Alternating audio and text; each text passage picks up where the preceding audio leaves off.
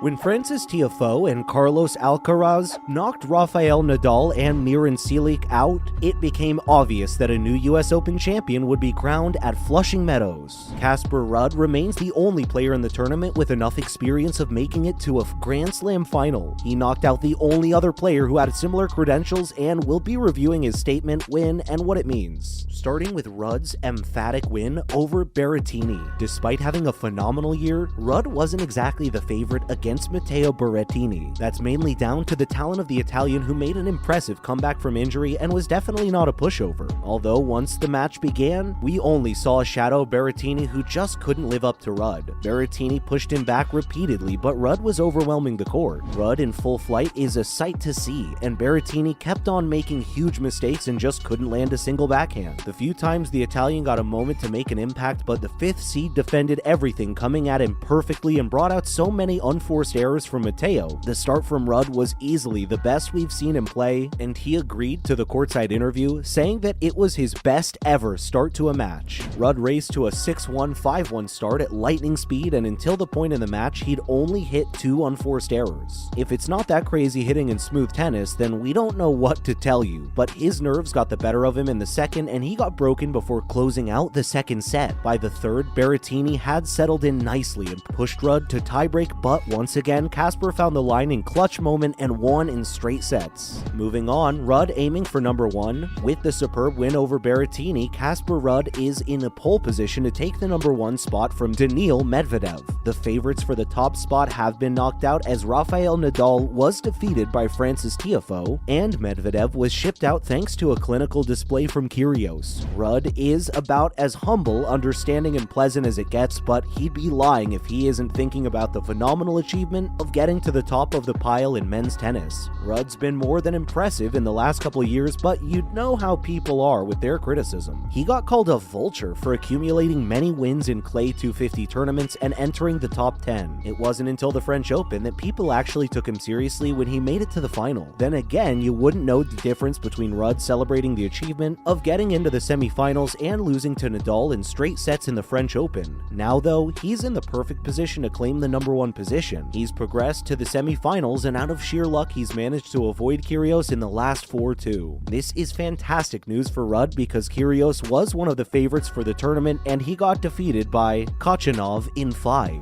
You'd much rather face Khachanov than Kyrgios. Up next, the race for number 1 heats up. No one would have guessed that the 2 players are in the running for the number 1 spot come the second week of the US Open would be Casper Ruud and Carlos Alcaraz. But that's tennis for you, unpredictable and super fun. Rafael Nadal and Daniil Medvedev were the favorites for the US Open and for the number 1 position, but they were both knocked out. The only other player with experience of deep runs in the Grand Slams was Stefanos Tsitsipas, and he lost early too. Now though, it's between Ruud, who became the finalist of a Grand Slam for the first time in his career when he lost to Nadal in Roland Garros. Carlos Alcaraz, meanwhile, is a teenager who is currently the bettor's favorite for finishing the US Open with the first position, but it is between the 2 unlikeliest players, and they'll give it their all. Surprisingly, both of them have their strengths on clay, so it'll be interesting to see how they fare in the bid with the Grand Slam and the number 1 spot. Ruud got to negotiate past Khachanov, and then could potentially play Alcaraz in the final with the number 1 position and a major on the line. Now that would be something. Alcaraz though has to negotiate past Jannik Sinner, and then he'll get to the semifinals, and they won't be easy, either with Frances Tiafoe or Andrei Rublev waiting for him. But both the stars know what's on the line, and it could be the opportunity of a lifetime. Lastly, the reaction from Ruud. For Ruud, the equation couldn't be any clearer. A win against Khachanov would send him straight to the top, but it's the same for his Spanish counterpart. If Alcaraz gets the final, he will become the world number 1. And if both of them get to the final, they'll probably end up fighting for the number 1 position along with the US Open crown. As for Ruud though, he's not thinking about it too much. Taking to the media, the Norwegian explained how every young player dreams of it, and now that he's in the position to do it, he hopes he can do it, but he's not thinking about it too much. He also talked about how he was sitting the right spot during the start of the match, and it was the best start to a match for him. If he continued that form, there's no reason why he can't become the number 1. A part of him would be hoping that he doesn't have to fight Alcaraz for the title and the number 1 crown, and the teenager gets knocked out before the final. But it's also important not to get too ahead of himself. Khachanov Khachanov has been in blistering form, and he'll leave everything on Arthur Ashe in the Final Four when he takes on Ruud. In other news, first up, Nick Kyrgios loses unexpectedly to Khachanov.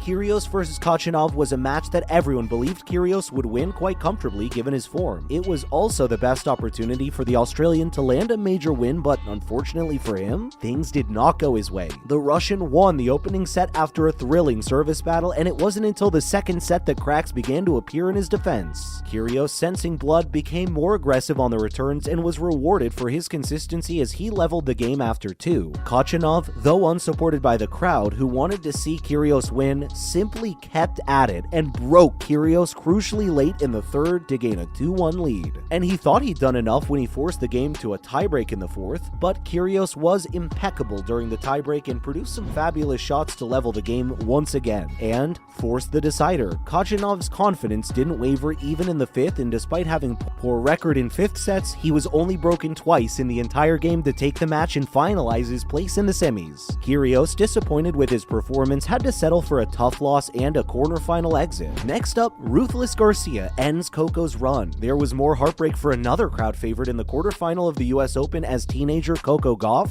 lost in front of a home crowd to Caroline Garcia. The French woman's been on a fabulous run as of late and is one of the favorites for the final major of the year. During the match though, Gauff simply couldn't match the level of Garcia, who kept on improving as the game went on. In fact, she only gave away 3 break opportunities, out of which Coco could only convert 1, while Garcia's return was spectacular and made several inroads on Gauff's serve. She won comfortably, dropping only 7 games, and has set up a semi-final clash against Tunisian star Ons Jabeur. In fact, Garcia's not dropped a single set all tournament, and she'll be hoping to carry that form into the finals. Lastly, Tomuljanovic loses to Jabeur. Angela Tomuljanovic isn't the most popular tennis player in the US right now after she knocked out Serena Williams, but in the latest turn of events, she lost to Ons Jabeur in the quarterfinals and will be pretty disappointed with her performance. Jabeur, meanwhile, becomes the first Arab to reach the Final Four of the US Open, and the Wimbledon finalists will be hoping to go all the way in this year's US Open. Before she can do that, Jabeur will face the impressive Garcia, who's on a fantastic run after winning the Cincinnati Open and not dropping a single set on her way to the semis of the Grand Slam. That's a wrap for this video. Who do you think will be the #1 in the world with the conclusion of the US Open on Sunday? Let us know in the comments below. Make sure to give this video a thumbs up and subscribe to our channel for more videos like this. Thank you so much for watching. We'll see you in the next one.